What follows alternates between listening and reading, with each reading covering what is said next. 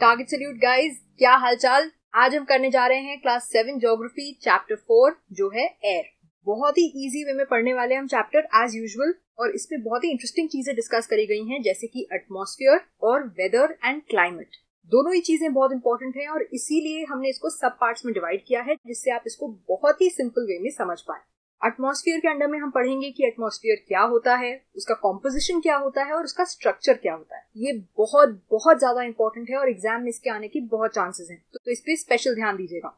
Next हम आते हैं वेदर एंड क्लाइमेट पे। इसमें हम पढ़ेंगे कि वेदर और क्लाइमेट क्या होता है, दोनों के बीच में डिफरेंस क्या होता है, और उसके साथ साथ हम पढ़ेंगे कुछ इंपॉर्टेंट टर्म्स जैसे कि टेम्परेचर, प्रेशर, मॉइस्चर, विंड। ये सब क्या चीजें होती हैं, ये बहुत ही क्लोजली एसोसिएटेड होती हैं वेदर से और क्लाइमेट से, लेकिन इनका मतलब क्या होता है, इनकी सिग्निफिकेंस क्या होती है, क्या इंपॉर्टेंस होती है इनकी। तो आज हम ये सब कवर करेंगे और एज यूजुअल एकदम इंटरेस्टिंग बना के बहुत ही सिंपल वे में इस चैप्टर को कंप्लीट कर लेते हैं।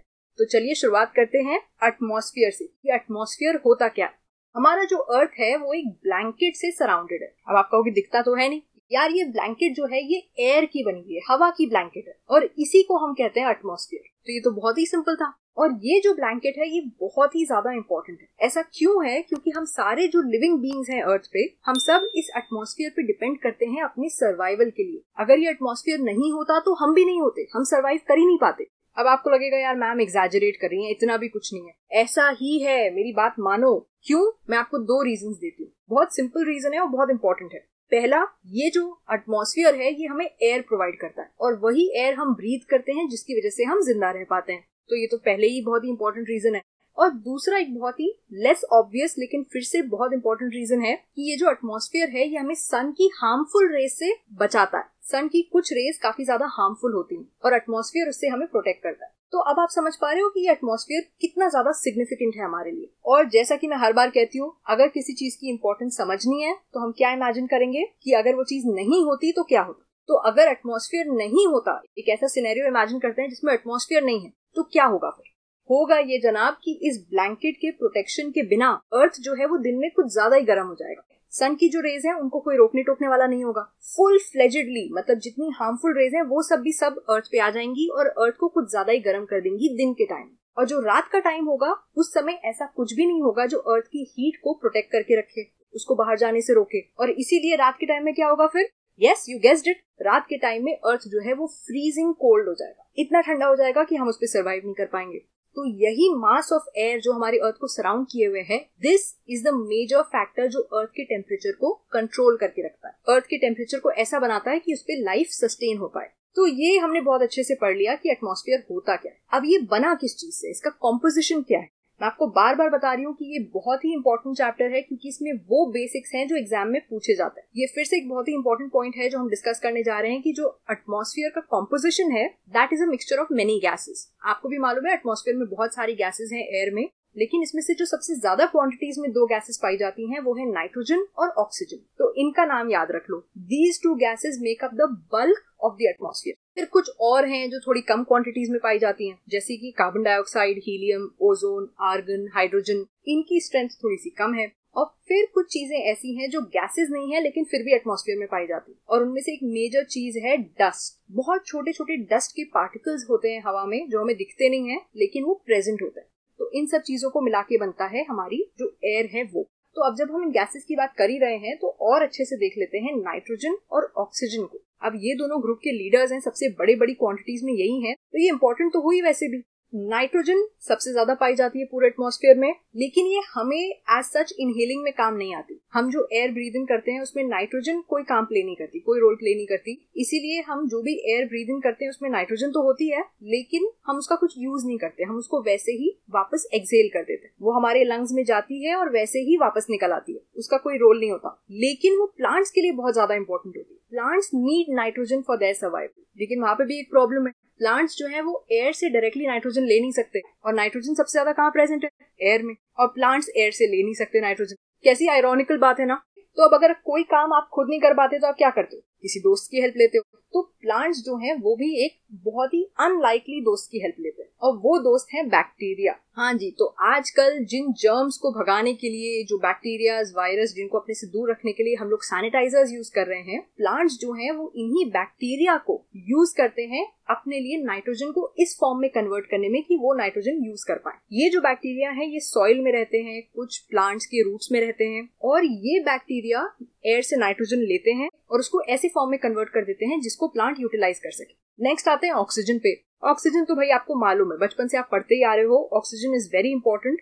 सेकंड सबसे ज्यादा क्वांटिटी में एयर में ऑक्सीजन ही पाई जाती है। The second most abundant gas in air. ये ह्यूमंस और एनिमल्स दोनों के बहुत काम आती है क्योंकि ये हमारी ब्रीदिंग में यूज होती है। प्लांट्स जो होते हैं वो ऑक्सीजन प्रोड्यूस करते हैं ड्यूरिंग फोटोसिंथेसिस। जब वो अपना खाना बनाते हैं, फोटोसिंथेसिस आपको मालूम होगा, आपने ऑलरेडी पढ़ रखा होगा क्या होता है। प्लांट्स जब अपना खाना बनाते हैं in the presence of sunlight and chlorophyll, तो उस समय इस प्रोसेस में वो ऑक्सीजन को रिलीज करते हैं। तो इस तरह से एयर में ऑक्सीजन का बैलेंस क्रिएट होता है क्योंकि हम ऑक्सीजन यूज करते हैं और प्लांट्स जो है वो ऑक्सीजन रिलीज करते हैं। तो नेचर ने ये सिस्टम बनाया है ऑक्सीजन को एयर में मेंटेन करने का, बैलेंस करने का। लेकिन यहीं पे आ जाते हैं ह्यूमंस हर चीज में प्रॉब्लम क्रिएट करते हैं और यहाँ पे भी हम पीछे नहीं रहे। यहाँ पे भी हमने ऑक्सीजन का इम्बैलेंस क्रिएट करने के लिए क्या करना स्टार्ट कर दिया, पेड़ काटना स्टार्ट कर दिया। जब हम पेड़ काटते हैं तो ये जो ऑक्सीजन प्रोडक्शन का जो बैलेंस है ये बिगड़ जाता है क्योंकि ऑक्सीजन प्रोड्यूस करने वाला हमारा सोर्स है पेड़, वो ही कम हो जाएंगे तो ऑक्सीजन कहाँ से आएगा। तो ये प्रॉब्लम हम अपने लिए खुद खड़ी कर रहे हैं। नेक्स्ट आते हैं कार्बन डाइऑक्साइड।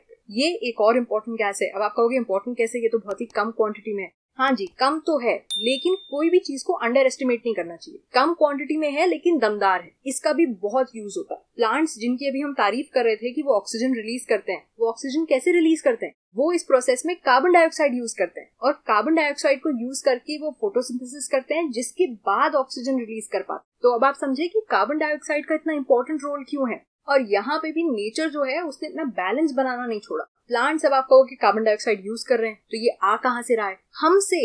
ह्यूमंस और एनिमल्स जो ब्रीदिंग करते हैं उसमें वो कार्बन डाइऑक्साइड रिलीज करते हैं, मतलब हम ऑक्सीजन अंदर लेते हैं और हम कार्बन डाइऑक्साइड एक्सहेल करते हैं जिससे वो वापस एटमॉस्फेयर में आ जाता है। यही कार्बन डाइऑक्साइड प्लांट्स यूज करते हैं फोटोसिंथेसिस में और ऑक्सीजन रिलीज करते हैं। बहुत ही सिंपल है और वेल बैलेंस्ड है। नेचर ने ऐसी प्लानिंग कर रखी है कि जितना कार्बन डाइऑक्साइड ह्यूमंस और एनिमल्स रिलीज करते हैं ऑलमोस्ट उतना ही रिक्वायर्ड होता है प्लांट्स को ऑक्सीजन बनाने के लिए। तो एक परफेक्ट बैलेंस बन जाता है नेचर में। लेकिन फिर से हम क्या कर रहे हैं, हम इसमें प्रॉब्लम क्रिएट कर रहे हैं, इम्बैलेंस कर रहे हैं। जब हम फ्यूल्स बर्न करते हैं जैसे कोल या ऑयल या जो फैक्ट्रीज का प्रोडक्शन होता है उसमें काफी बार कार्बन डाइऑक्साइड रिलीज होता है।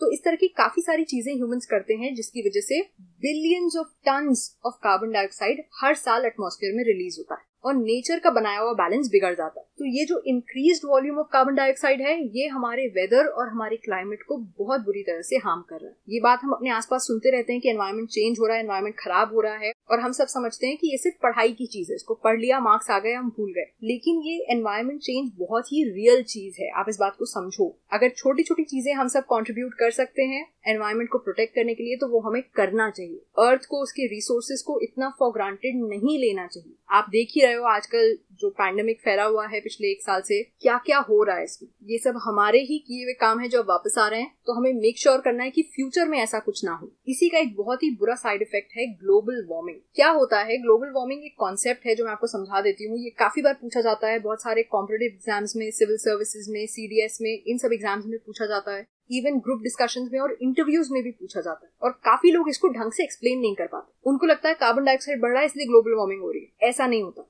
क्या होता है, दोपहर के टाइम में तो सन होता है, ठीक है, और सन की हीट अर्थ को मिलती है जिसकी वजह से अर्थ थोड़ा सा गर्म हो जाता है। रात के टाइम में जब सन की रेज नहीं पड़ रही होती है अर्थ पे तो अर्थ कूल डाउन होने लगता है और वो ये हीट रिलीज करने लगता है। अगर एटमॉस्फेयर नहीं होता तो ये हीट बाहर चली जाती और अर्थ बहुत ही ठंडा हो जाता है। ये हम डिस्कस कर चुके हैं। लेकिन क्योंकि एटमॉस्फेयर है और स्पेशली कार्बन डाइऑक्साइड है तो ये जो हीट वो रिलीज करता है अर्थ, ये कार्बन डाइऑक्साइड अपने अंदर अब्सॉर्ब कर लेती है और इसकी वजह से अर्थ के टेम्परेचर को मेंटेन रखती है। इसको कहते हैं ग्रीन हाउस इफेक्ट। तो ये बुरी चीज नहीं है। ग्रीन हाउस इफेक्ट जो है ये बुरी चीज नहीं है, ये बहुत ही अच्छी चीज है। अगर ये नहीं होता तो अर्थ जो है ये फ्रीजिंग कोल्ड हो जाता। लेकिन क्योंकि आजकल हम लोग बहुत सारा कार्बन डाइऑक्साइड जो है वो एटमॉस्फेयर में रिलीज कर रहे हैं फैक्ट्रीज की वजह से, फ्यूल बर्निंग की वजह से, तो कार्बन डाइऑक्साइड बहुत ज्यादा हो गया एटमॉस्फेयर में और जितना ज्यादा कार्बन डाइऑक्साइड उतना ज्यादा वो हीट अब्सॉर्ब कर रहा है। तो जितनी करनी चाहिए थी उससे कहीं ज्यादा हीट अब अब्सॉर्ब हो रही है और अर्थ के एटमॉस्फेयर के अंदर ही रुक जा रही है। इसको कहते हैं ग्लोबल वार्मिंग। पूरा जो ग्लोब है, पूरा अर्थ है, वो गर्म हो रहा है जितना रिक्वायर्ड है उससे ज्यादा। इस गर्मी की वजह से काफी जो कोल्ड पार्ट्स हैं वर्ल्ड की, वहां की स्नो मेल्ट हो जा रही है, सी लेवल्स राइज हो रहे हैं, फ्लडिंग हो रही है कोस्टल एरियाज में, और अगर हम लॉन्ग रन में देखें तो काफी सारे प्लांट्स और एनिमल्स की स्पीशीज जो हैं वो एक्सटिंक्ट हो जा रहे हैं। तो सारे बुरे बुरे इफेक्ट्स हो रहे हैं इसकी वजह से, और इसके जिम्मेदार कौन है? फिर से हम लोग, ह्यूमन बीइंग्स। अब इसी के साथ हम एक और कॉन्सेप्ट पे आते हैं जो है एयर सर्कुलेशन। कभी भी आप एयर को हीट करो ना तो वो एक्सपैंड करती है, ठीक है। एक्सपैंड करने का मतलब क्या हुआ? वो और हल्की हो जाती है, और जो चीज हल्की होती है वो ऊपर राइज करती है। तो जब हम एयर को हीट करते हैं तो वो एक्सपैंड होती है, एक्सपैंड करके वो लाइट हो जाती है। दैट इज वाई जो हॉट एयर होती है वो ऊपर राइज करती है। जब हॉट एयर ऊपर राइज करती है तो ऊपर की जो कोल्ड एयर है वो नीचे आ जाती है। कोल्ड एयर क्योंकि ज्यादा डेंस होती है, ज्यादा हेवी होती है, तो वो ऑटोमेटिकली नीचे आ जाएगी, और उसको रिप्लेस कौन कर देगा? लाइटर एयर, जो हॉट एयर है। जैसे ही हॉट एयर राइज करती है वहां पे उस जगह पे एक वैक्यूम क्रिएट होने लगता है, और आसपास की जो कोल्ड एयर होती है वो वहां पे रश करती है तुरंत उस जगह को फिल करने के लिए। इस तरह से होता है एयर सर्कुलेशन। तो अगर किसी रीजन में सन की जो हीट है वो ज्यादा है, वहां की एयर जो है वो राइज कर जाएगी लाइट होके, और आसपास की जो कोल्ड एयर होगी वो उस जगह को आके फिल कर देगी, और इसी वजह से एयर सर्कुलेट करती है, हवा चलती है। This forms winds. Lastly atmosphere में हम जो तीसरी चीज पढ़ने वाले थे वो था स्ट्रक्चर ऑफ द एटमॉस्फेयर। ये फिर से एक्सट्रीमली इंपॉर्टेंट है। हमारे एटमॉस्फेयर में 5 लेयर्स होती हैं: ट्रोपोस्फियर, स्ट्रेटोस्फियर, मेसोस्फियर, थर्मोस्फियर और एक्सोस्फियर। लास्ट में सबके एक ही वर्ड है, स्फीयर। आपको सिर्फ पहले वाला पार्ट याद रखना है, ट्रोपो, स्ट्रैटो, मेसो, थर्मो और एक्सो। ट्रोपोस्फियर जो लेयर है वो अर्थ की सबसे पास वाली लेयर है, the inner most layer. Stratosphere की इंपॉर्टेंस ये है कि वो ओजोन लेयर को कंटेन करता है। हमारे एटमॉस्फेयर में जो ओजोन लेयर पाई जाती है वो स्ट्रेटोस्फियर में है। मीजोस्फियर की इंपॉर्टेंस ये है कि काफी बार आपने सुना होगा बाहर स्पेस से मीटियोराइट्स जो है वो अर्थ के एटमॉस्फेयर में घुस आते हैं। ऐसी छोटी छोटी स्पेस की बॉडीज होती हैं जो अर्थ की ग्रेविटी की वजह से अर्थ के एटमॉस्फेयर में एंटर कर जाती है। अगर वो अर्थ पे हिट हो गई तो आप सोचो कितना नुकसान हो जाएगा। वहां पे जो लोग रह रहे हैं उनको, जो प्रॉपर्टी है, जो रोड्स होंगी, जो बिल्डिंग्स होंगी, वो सब डैमेज हो जाएंगी ना। तो उसको अवॉइड करता है मीजोस्फियर। जो भी मीटियोराइट्स बाहर से आते हैं वो इस लेयर में आके बर्न होने लग जाते हैं। ये लेयर उनको काफी हद तक खत्म कर देता है। थर्मोस्फियर जो लेयर है, it also contains the ionosphere. ये आयोनोस्फियर को भी कंटेन करता है अपने अंदर। और जो लास्ट लेयर है एक्सोस्फियर, ये सबसे बाहर वाली लेयर है, अर्थ से सबसे दूर। तो हमें इन सारी लेयर्स का एक बेसिक आइडिया मिल गया। अब थोड़ा सा इनको डिटेल में पढ़ लेते हैं। जो ट्रोपोस्फियर है ये सबसे ज्यादा इंपॉर्टेंट लेयर है, the most important layer of the atmosphere, और लकीली ये अर्थ के सबसे पास भी है। इसकी एवरेज हाइट है 13 किलोमीटर्स। ये हमें वो एयर प्रोवाइड करती है जो हम ब्रीथ करते हैं। तो अब आपको समझ में आया कि ये सबसे ज्यादा इंपॉर्टेंट क्यों है? क्योंकि ये हमारे सर्वाइवल में हेल्प करती है। एक और रीजन है इसके इंपॉर्टेंट होने का कि जितने भी वेदर फिनोमेना होते हैं, जैसे कि रेनफॉल, हेल स्टॉर्म, फॉग, जिसको हम हिंदी में कहते हैं कोहरा, ये सब इसी लेयर में होता है। नेक्स्ट लेयर थी स्ट्रेटोस्फियर। ये सेकंड लेयर है ट्रोपोस्फियर से ऊपर, और इसकी हाइट है 50 किलोमीटर्स। मतलब ये ट्रोपोस्फियर से लंबा है। अब भाई ये लेयर बहुत ही इंपॉर्टेंट है। मैं आपको बता चुकी हूँ कि इसमें ओजोन लेयर है, लेकिन ये एक और रीजन से बहुत इंपॉर्टेंट है। इसमें एरोप्लेन उड़ाए जाते हैं। अब आप समझे कि कभी भी आप एरोप्लेन में बैठे हो और आप उड़ रहे हो हवा में, तो आप एक्चुअली स्ट्रेटोस्फियर में थे। जस्ट इमेजिन व्हाट फन, आप स्ट्रेटोस्फियर घूम के आए हो, है ना। तो अब ये जानते हैं कि इसी लेयर को इसके लिए क्यों चूज किया गया। इसके पीछे भी एक रीजन है। ये जो लेयर होती है, this is almost free from clouds. यहाँ पे कोई भी और वेदर फिनोमेना नहीं होते। जैसा हमने डिस्कस किया था वो सब कहाँ होते हैं? ट्रोपोस्फियर में। तो क्लाउड्स नहीं होते, रेनफॉल, फॉग, इस टाइप की चीजें यहाँ कम होती हैं, नहीं होती हैं। इसीलिए एरोप्लेन्स उड़ाने के लिए परफेक्ट होता है। ये आपके रीजनिंग क्वेश्चंस में आ सकता है, तो इस पॉइंट को याद रखिएगा। और जैसे कि हम आपको बता चुके हैं, this is a very important layer. Why? Because it contains the ozone layer. अब आप कहोगे यार ओजोन लेयर का इतना भौकाल क्यों है, मैम बार बार क्यों बोल रही है? वो इसलिए क्योंकि हमने जो पहले कहा था कि एटमॉस्फेयर हमें सन की हार्मफुल रेज से प्रोटेक्ट करता है, वो काम एक्चुअली ओजोन लेयर करता है, and that is why ozone layer is so important. Next आते हैं मीजोस्फियर पे। ये थर्ड लेयर है, ये स्ट्रेटोस्फियर से ऊपर है, और इसकी हाइट है 80 किलोमीटर्स। ये और भी लंबा है। इसमें कुछ भी नया नहीं है। जो हमने बात करी थी, जो भी बाहर के मीटियोराइट्स आ रहे होते हैं वो इसी लेयर में बर्न अप हो जाते हैं। फोर्थ लेयर था कौन सा? थर्मोस्फियर। याद है ना।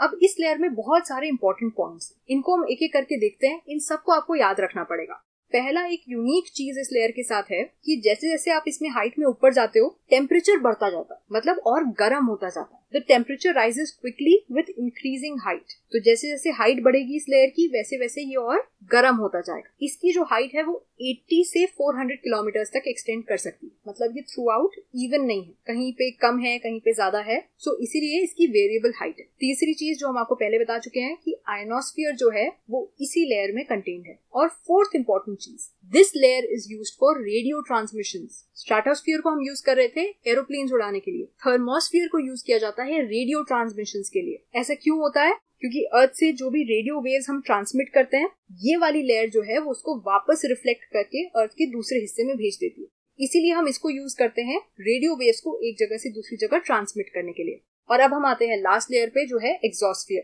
ये सबसे बाहर की लेयर है, the outer most and the upper most layer. बहुत ही पतली हवा होती है यहाँ पे, एयर की डेंसिटी बहुत कम होती है एग्जॉस्फियर में। और इस लेयर से क्या होता है, जो भी बहुत ही लाइट गैसेस होती हैं जैसे कि हीलियम और हाइड्रोजन, वो तो ऑलमोस्ट उड़ के स्पेस में चली जाती है, वो इसमें रुकती भी नहीं, ये ऑलमोस्ट स्पेस से आगे मर्ज कर जाता है। ठीक है,